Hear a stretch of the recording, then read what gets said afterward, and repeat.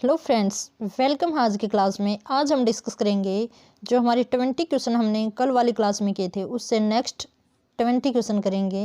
ये गाइज हमारी सीरीज चल रही है जो कि एज ऑफ चौसर की है, जो काफ़ी ज़्यादा इम्पोर्टेंट है। चौसर से हमारे क्वेश्चन काफ़ी टाइम्स पूछे जाते हैं। आपको पता है कि पहले जो एग्ज़ाम हुआ था उसमें भी 2 क्वेश्चन चौसर से पूछे गए थे, तो हो सकता है अब की बार क्वेश्चन पूछ ले। तो टॉप 100 की मैं सीरीज लेके आई हूँ जो काफ़ी इंपॉर्टेंट है। आज हम करेंगे 21 से 40 तक क्वेश्चन हम डिस्कस करेंगे, तो मेरे साथ बने रहिए। The sole cause of 100 years war was, कहता है कि जो सोल काज, एक ओनली इकलौता या फिर एकमात्र जो काज है, सोल मीन्स एकलौता या एकमात्र काज है, वो क्या है? 100 ईयर्स वॉर का। तो आपको पता है 100 ईयर वॉर थी, वो ओरिजिनली अगर हम बात करें तो 115 ईयर्स की वॉर हुई थी, लेकिन इसको बोला जाता है 100 ईयर्स वॉर ही बोला जाता है। ओके, तो ये हमारा इसका ओनली काज है वो क्या था? हमें पता है कि the commercial rivalry between France and England, ये एक कमर्शियल, ठीक है, कमर्शियल आप मान सकते हो कोई भी जो कि हमारा धन से, प्रॉपर्टी से या फिर वित्त से संबंधित हमारा जो राइवल मीन्स जो संघर्ष चल रहा था, किस किस के बीच में? फ्रांस एंड इंग्लैंड के बीच में। तो first is our correct answer. ये एक संघर्ष था, मतभेद था, कन्फ्लिक्ट थी जो कि फ्रांस और इंग्लैंड के बीच चल रही थी। Now next is the statute of labours was enacted in England in. अब कहता है कि ये स्टैट्यूट होता है ना गाइज, ये क्या होता है? कोई भी लॉ, कोई भी कानून। तो ये गाइज हमारी लिटरेचर की लैंग्वेज है जिसमें इसको क्या बोला गया है? स्टैट्यूट बोला गया है। तो ये इंग्लैंड में कानून बना था गाइज, जो किससे रिलेटेड था? किसानों और लेबर से, जो उद्योगों में जो लेबर लगी हुई थी। पहले गाइज इनको बिल्कुल भी कोई भी हक नहीं था, मीन्स थोड़ा बहुत पैसा दिया जाता था काफ़ी सारा काम करवा के, फिर इसके इनको कोई भी मत डालने का, वोट डालने का भी इनको क्या नहीं था? राइट नहीं था। लेकिन एक कानून पास हुआ था जिसमें इनको क्या मिला था? कुछ अधिकार दिए गए थे। तो वो कौन कौन सा कानून था और कब पास हुआ? जो हमारा लास्ट का ऑप्शन है कि 1351 में एक कानून पास हुआ था लेबर को रिलेटेड, जिसमें लेबर को कुछ अधिकार दिए गए थे। Now next question is the peasant revolt of 1381 is also called. जो पीजेंट है, पीजेंट रिवोल्ट मीन्स जो किसानों का विद्रोह था, जो कब हुआ था? 1381 में हुआ था। यहाँ डेट भी पूछ ली जाती है गाइस, ठीक है। और इसको किसी दूसरे नाम से भी जाना जाता है, तो वो नाम क्या है? कि पीजेंट रिवोल्ट को हम क्या कहते हैं? तो वो है हमारा फर्स्ट ही हमारा ऑप्शन रहता है टाइलर्स रिबेलियन। टाइलर रिबेलियन क्या था? टाइलर के नेतृत्व में ये रिवोल्ट की गई थी। तो वेट टाइलर था, ये कौन था? वेट टाइलर था, जो कि रिबेलियन था, जिन्होंने जो चर्च वगैरह, जो फर्म, जो कंपनी थी या फिर जो हमारी सत्ता थी, उसके विरुद्ध क्या किया था? विद्रोह किया था इसके ही नेतृत्व में। तो काफ़ी ज़्यादा हमारी पॉपुलर पर्सनैलिटी रही है ये हमारी इतिहास की। Now next is the peasant revolt was based on the theory of democracy and socialism of whose tax. कहता है कि वही क्वेश्चन आ गया हमारा कि जो ये इन्होंने थ्योरी दी थी डेमोक्रेसी एंड सोशलिज्म की, क्योंकि इससे पहले क्या था गाइज? जो हमारे चर्च तानाशाह लोग थे ना, वही हमारे ऊपर राज करते थे। डेमोक्रेसी नाम की कोई चीज़ नहीं थी, मीन्स न तो किसानों को अधिकार थे, न लेबर पार्टी को कोई अधिकार था। लेकिन इस टाइम पे आते आते इन्होंने विद्रोह किया वेट टेलर के नेतृत्व में, ठीक है। और उसको हम किस नाम से जानते हैं? द पीजेंट रिवोल्ट, जो कब हुई थी? 1381 में हुई थी। तो ये इसका करेक्ट आंसर है। Now next is Chaucer a treatise on the Aristotle an unfinished prose exposition is called age. ये कहता है कि चौसर की एक ट्रेटाइज थी, इसको क्या कहा जाता है? ए ट्रेटाइज ऑन द एरिस्टोटल, इसको किसी दूसरे नेम से भी जाना जाता है, तो वो क्या है? ये इसने बोला है। तो गाइज ये किसके नाम से जाना जाता है आपको मैं बता दूं, तो ये रहता है हमारा फर्स्ट ऑप्शन है the bread butter for labours, ये नहीं होगा। The bread and butter for peasant, तो ये भी हमारा नहीं होगा। थर्ड है हमारा the bread and butter for downtroddens, ये भी नहीं होगा। Fourth is our correct answer the bread and milk for children, ठीक है। इसके ऊपर इन्होंने क्या किया था? एक अनफिनिश्ड इनकी प्रोज वर्क रहता है ये, ठीक है। तो ये इसका थीम है।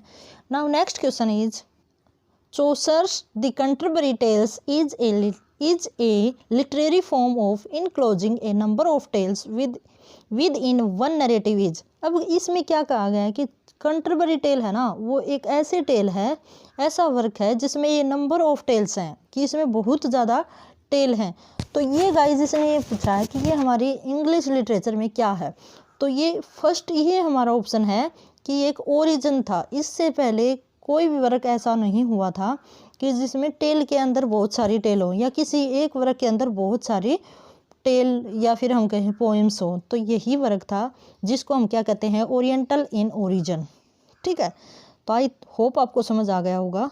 Now next question is in Chaucer's the prologue to the Canterbury Tales the pilgrims started a 60-mile ride to Canterbury tale in the month of. हमने देखो पहले वाली क्लास में क्या डिस्कस किया था कि कंटरबरी टेल है वो कहाँ गई, सॉरी जो पिलग्रिम्स थे वो कहाँ गए थे। तो वो कहाँ गए थे, सर टॉमस बकेट के टम के ऊपर गए थे।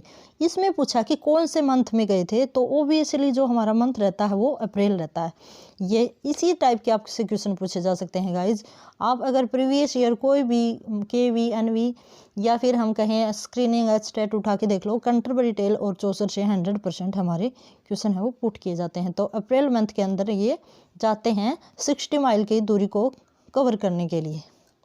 Now next is in Chaucer the prologue to the Canterbury Tales who amongst the following character told the first tale. ये भी हमने कल वाली क्लास में डिस्कस किया था कि जो नाइट्स टेल थी वहाँ से 4 लाइन पूछी गई थी कि ये कौन सी टेल चली गई हैं। तो इसमें क्या पूछा गया है कि जो नाइट्स टेल है वो किसने टोल्ड की, किसने बताई थी नाइट्स टेल। तो ऑब्वियसली जो हमारा टाइटल है उसी से हम पता कर सकते हैं। जो नाइट है, क्योंकि हमने देखा था गाइज जो कंटरबरी टेल है वो 30 बंदों की एक टीम होती है जो टॉम के ऊपर जाती है। तो उसमें अलग अलग प्रोफेशन से जो हमारे चौसर हैं उन्होंने करेक्टर को लिया था। तो एक उनमें से नाइट भी थे जिन्होंने फर्स्ट टेल को टोल्ड किया था। Okay, now next is who is called the real originator of European Protestantism. ठीक है, कि कहता है कि जो यूरोप में चर्च का या फिर हम कहें चर्च या जो पादरी सत्ता वर्ग के जो लोग थे उनके खिलाफ उनका प्रोटेस्ट किसने किया था। तो वो हैं हमारे गाइज, इसने रियल में पूछा है। वैसे तो हमारे जो वेट टेलर थे वो भी इसके क्या थे, प्रोटेस्टेंट थे ना, लेकिन इसमें क्या पूछा है, रियल। तो रियल माना जाता है जॉन विक्लिफ को ही माना जाता है। ठीक है, मॉर्निंग स्टार ऑफ रेनेसा तो हमारा माना जाता है जो हमारे चौसर जी हैं उनको, और मॉर्निंग स्टार ऑफ रिफॉर्मेशन माना जाता है हमारे जॉन विक्लिफ को माना जाता है। Okay, now next is John Wycliffe is called, Wycliffe भी बोल सकते हैं और वाइक्लिफ भी बोल सकते हैं। जॉन वाइक्लिफ इज कॉल्ड, ये मैंने अभी बताया आपको कि जॉन वाइक्लिफ है वो उनको क्या कहा जाता है। तो the morning star of reformation, जिन्होंने क्या किया था, जो चर्च या जो हमारी परंपरा चली आ रही थी, जो स्टार्टिंग से जो हमारे इंग्लैंड में तानाशाह चली आ रही थी, उसमें बदलाव करने के लिए क्या किया था, एक मूवमेंट चलाया था और इसका प्रोटेस्ट किया था इन्होंने। Now next is in his the wife of Bath tale Chaucer told the story. अब कहता है कि जो वाइफ ऑफ बाथ थी वो किसने टोल्ड की थी, किस करेक्टर ने उस स्टोरी को टोल्ड किया था। तो ये की थी गाइज हमारा जो द लेडी ऑफ स्लॉट है, the lady of slot lady character रहती है। ठीक है, तो उन्हीं ने ये जो द वाइफ ऑफ बाथ है उस स्टोरी को टोल्ड किया था। इन जो स्टोरी ये टेल रहते हैं गाइज, इनको भी हम 1 बाय 1 हमारी क्लास में डिस्कस करेंगे। तो मेरे साथ बने रहिए, हम स्क्रीनिंग एग्जाम का प्रॉपर जो हमारा कोर्स लेके चल रहे हैं उसको कंटिन्यू करेंगे। Now next is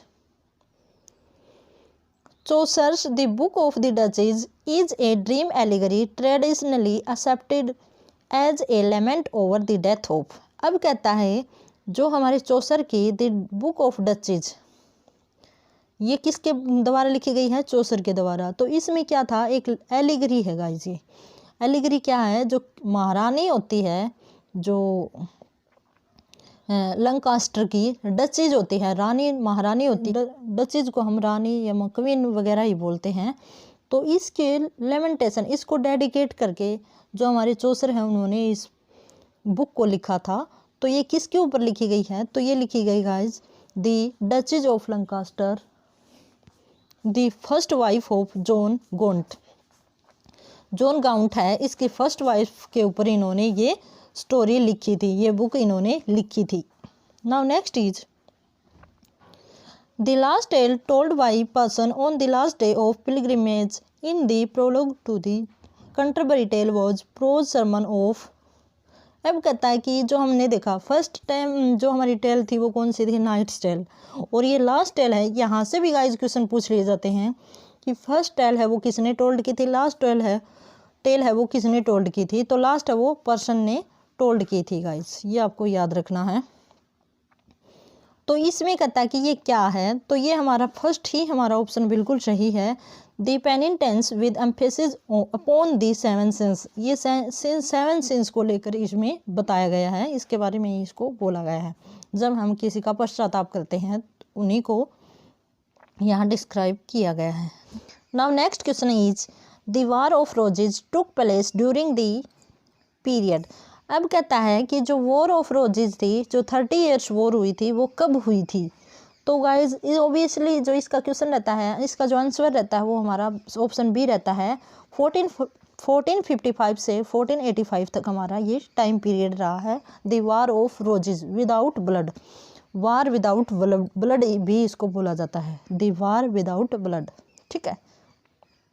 now next is the war of roses is a 30 years war struggle between the house of. अब कहता है कि ये किसके बारे में है? ठीक है।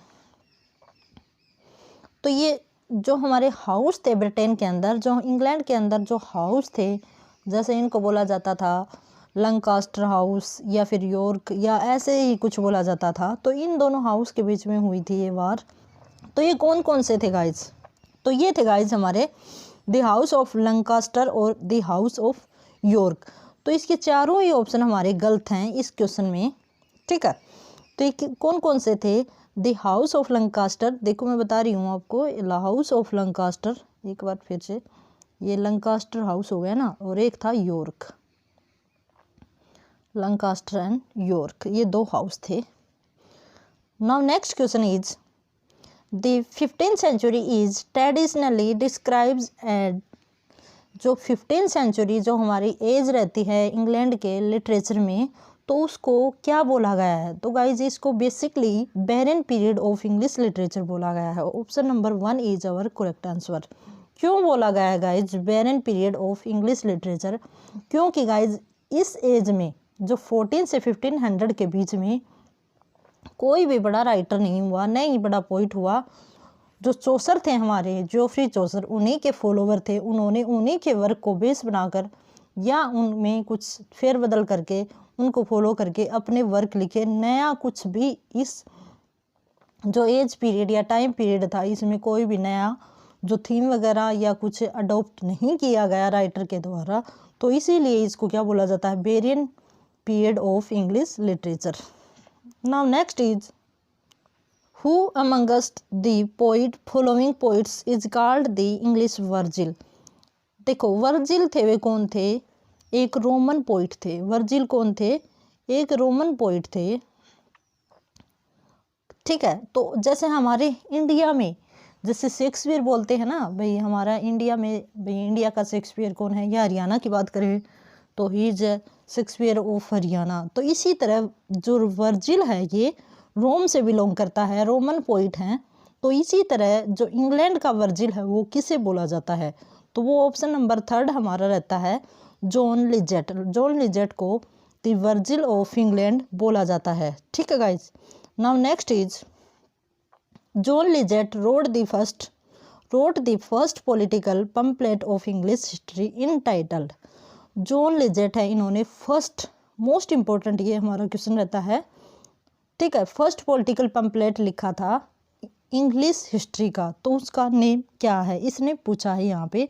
तो उसका जो नेम है वो है हमारा the serpent of division is the name of political pamphlet in English history. ठीक है, तो आप ये आंसर दे सकते हो। इसी के साथ हमारा जो सेकंड पार्ट है वो भी कंप्लीट हुआ। आई होप काफ़ी बेनिफिशियल रहेगा आपके लिए। और इसी के साथ have a good day and continue बने रहिए हमारे साथ, हम ऐसे ही हमारी सीरीज को कंप्लीट करेंगे।